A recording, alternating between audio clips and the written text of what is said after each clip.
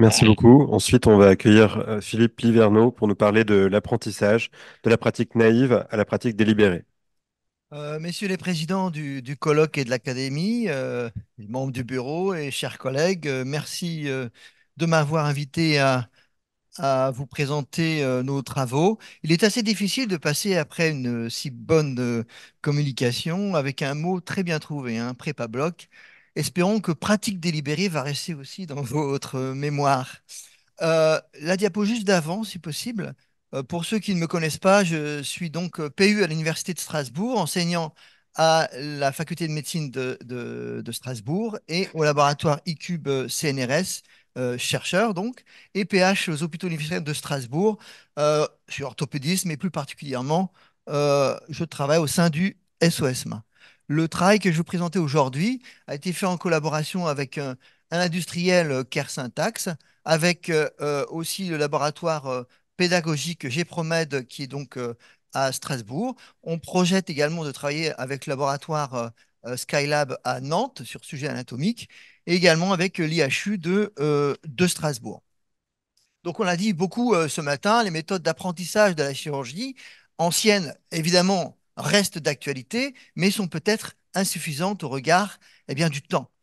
Ces méthodes, on acquiert les compétences en chirurgie par le compagnonnage, mais aussi par l'expérience. Or, le compagnonnage est mis à mal par déjà la disparition de l'obligation de post-internat, et on le voit de plus en plus, l'apparition du repos de sécurité, que je ne critique pas, mais c'est un fait, également un temps de formation théorique obligatoire, et on l'a déjà dit, un temps de travail hebdomadaire qui est donc limité. L'expérience également est mise à mal. Il y a ce qu'on appelle le piège de l'expérience, c'est-à-dire qu'à partir d'un certain temps de compétence, eh bien, on a l'impression que notre expérience, que la compétence diminue, on a trop confiance en soi, par exemple. La courbe d'apprentissage, du fait de ce qu'on a dit tout à l'heure, sa durée augmente largement.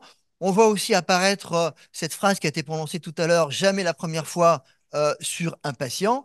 Et puis, évidemment, on croit que c'est parce qu'on va répéter, répéter, qu'on va augmenter notre performance. C'est vrai jusqu'à un certain point, mais à partir d'un certain temps, eh bien, cela stagne. Il va falloir donc trouver d'autres méthodes d'apprentissage pour conserver le même niveau de performance que les générations précédentes avaient, voire l'augmenter, en un temps de formation qui est un petit peu plus limité. Et c'est là l'intérêt peut-être, enfin, il y a plusieurs méthodes, mais c'est là peut-être l'intérêt aussi de ce qu'on appellera la pratique délibérée, qui a pour but donc d'augmenter cette performance tout en diminuant la durée de la courbe d'apprentissage. Alors, il suffit de regarder ce que font les sportifs. En un siècle, la vitesse au 100 mètres est passée, enfin la durée du 100 mètres est passée de 12 secondes à moins de 10 secondes. Qu'est-ce qui s'est passé? Eh bien, on a filmé les sportifs et on s'est intéressé à la façon dont ils, par exemple, appuyaient sur le sol, quelle musculature en particulier ils devaient réaliser, également leur mental, on en a parlé aussi un petit peu.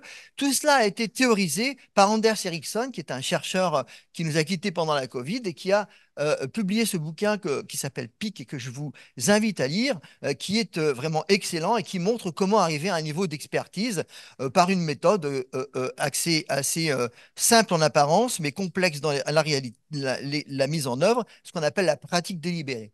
Que font donc les sportifs? Pour la plupart, voici un exemple. Par exemple, ici de football, on les met dans une pièce, il y a des caméras partout. Donc la vidéo est quelque chose d'important. Et vous voyez sur la gauche de la pièce un écran avec des points qui s'allument progressivement, ce qui va permettre de mesurer une performance. On aimerait bien faire ça en chirurgie. Et ensuite de comparer sa performance à d'autres chirurgiens, mais aussi à soi-même, en se définissant un but et en essayant de voir si on peut améliorer ce niveau de performance. Nous pensons qu'il est possible de le faire, on n'est pas les seuls à avoir publié là-dessus, d'utiliser cette méthode qu'utilisent les sportifs et les musiciens, les joueurs d'échecs, pour améliorer le niveau de performance. D'abord, on doit la mesurer, cette performance. Ensuite, on doit se fixer un but, c'est-à-dire d'améliorer cette performance. On doit, on l'a dit tout à l'heure, Laurent Aubert, regarder ses erreurs. Et puis avoir un œil extérieur, un expert, un entraîneur, on dirait en matière sportive, qui regarde ces erreurs, qui donne des pistes d'amélioration pour justement essayer de maîtriser ses erreurs. Et on recommence et on remesure sa performance, etc., etc. C'est ça, tout simplement, la pratique délibérée qui peut s'appliquer à toutes les activités, y compris médicales, mais et dans toutes les spécialités chirurgicales. Donc, il ne s'agit pas ici de nier, bien entendu, au contraire, l'importance du compagnonnage et de l'expérience, mais d'associer de nouvelles méthodes d'apprentissage dont peut être la pratique délibérée. Nous avons essayé de l'appliquer à la fois dans les soins, l'enseignement et la recherche. Dans les soins, eh bien, nous avons publié un certain nombre de travaux pour améliorer la performance chirurgicale. La première chose à faire, c'est de la mesurer. Je crois qu'on en parlera ce soir, notamment tout cet après-midi, des OSAT, c'est-à-dire les systèmes qui permettent de donner des notes pour mesurer la performance. Dans cette expérience ici, nous avons pris 4 chefs de clinique de niveau d'expérience 3 sur 5, qui est la meilleure. Attention de ne pas confondre l'expérience et la performance. Donc, a priori, ils ont un niveau d'expérience de 3. On va leur faire faire ici, puisque c'est notre pratique des fractures du poignet, on va prendre les vidéos de leurs fractures du poignet, les 5 premières qu'ils ont réalisées au début de leur clinica, et ça correspond, on va dire, au bilan de leur compagnonnage. Ensuite, on va leur montrer des vidéos d'experts et des articles dans lesquels il y a des trucs et astuces pour pratiquer cette intervention en particulier. On pense ainsi simuler la simple expérience. Bien entendu, on ne pouvait pas attendre 5 ans qu'ils aient suffisamment d'expérience pour la mesurer. Donc, c'est une simulation d'expérience.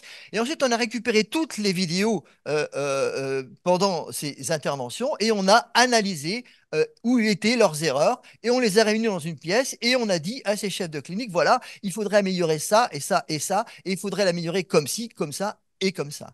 Quand vous voyez les trois étapes, eh bien, vous voyez qu'avec le compagnonnage et la simulation de la 5 expérience, le niveau de compétence est égal au niveau d'expérience, c'est-à-dire niveau 3, alors qu'avec la pratique délibérée, ils sont arrivés au niveau 5 de compétence. Bien sûr, leur expérience reste toujours à 3.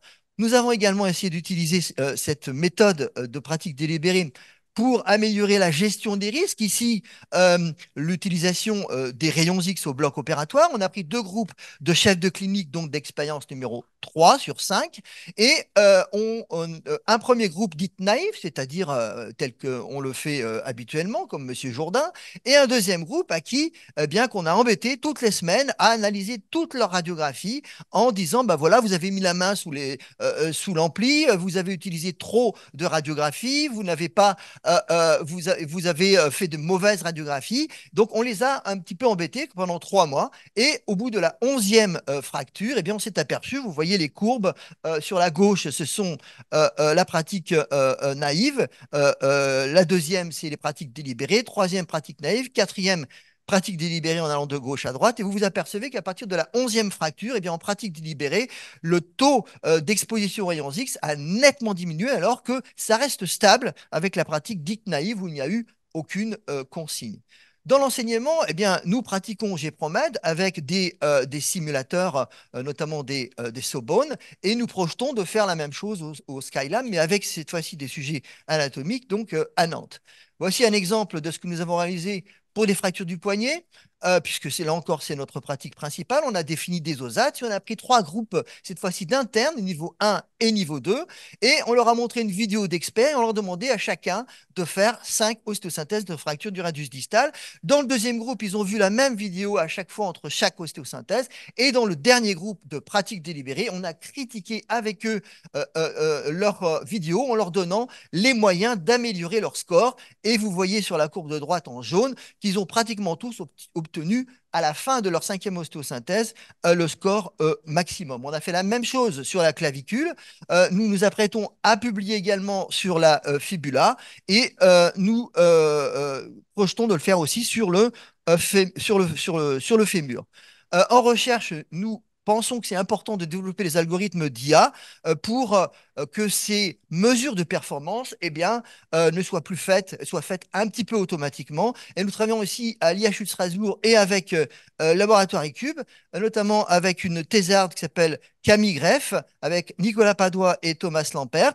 Alors, qu'est-ce qu'on fait? L'objectif, c'est de faire un algorithme qui va, en temps réel, ça, c'est Didier Mutter l'a fait pour la cholécystectomie, mais on n'en est pas encore là, et Merci. d'essayer après la Merci chirurgie beaucoup. et de On est mesurer bientôt la sur la... performance. On est presque réussi à faire cet algorithme, donc je m'arrête là. Et je vous remercie de votre attention. Merci beaucoup.